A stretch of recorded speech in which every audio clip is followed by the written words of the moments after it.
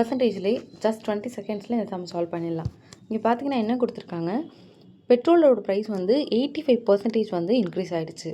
இப்போ இவங்க கன்சப்ஷனை குறைக்கணும். 48% தான் அந்த பெட்ரோலுக்கு ஸ்பெண்ட் பண்ண முடியும்னா எனக்கு எவ்வளோ பெட்ரோல் குறையும்? ஏன்னா இவங்க வந்து முன்னாடி ஒரு 100 ருபீஸ்க்கு 5 லிட்டர் பெட்ரோல் போட்டாங்கன்னு வச்சுக்கோங்களேன். இப்போது இவங்க வந்து இதுலேருந்து ஒரு 48% தான் உங்களால் இன்க்ரீஸ் பண்ண முடியும்.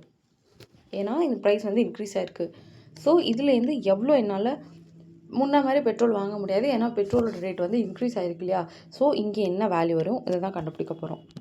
ஜஸ்ட் ரொம்பவே simple. Price of the petrol வந்து எவ்வளோ இன்க்ரீஸ் ஆகிருக்குன்னா 85வா? ஸோ ப்ரைஸ் அப்படின்னு பார்த்தீங்கன்னா 100லேருந்து எவ்வளோ இன்க்ரீஸ் ஆகிருக்கு? 185. 85 இன்க்ரீஸ் ஆகிருக்குல, ப்ளஸ் 85. அதே மாதிரி இங்கே எக்ஸ்பெண்டிச்சர் வந்து அவங்களால எவ்வளோ இன்க்ரீஸ் பண்ண முடியும்னா 48 தான் இன்க்ரீஸ் பண்ண முடியும். So 148, 100 + 48.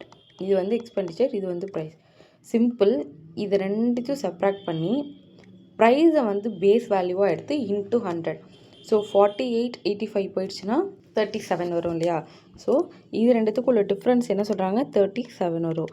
So 37 divided by 185 into 100. ரொம்பவே சிம்பிள். இது வந்து ப்ரைஸ். இப்போ ப்ரைஸ் வந்து 85% இன்க்ரீஸ் ஆகுனா 185.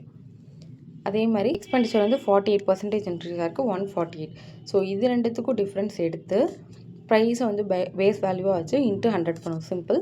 இப்போது இது ரெண்டுத்தையும் அடித்தோன்னா 537 × 185. ஸோ 20% தான் இதோட ஆன்சர். ஸோ இந்த வீடியோ உங்களுக்கு பிடிச்சிருந்துச்சுன்னா லைக் பண்ணுங்கள், ஷேர் பண்ணுங்கள், கமெண்ட் பண்ணுங்கள்.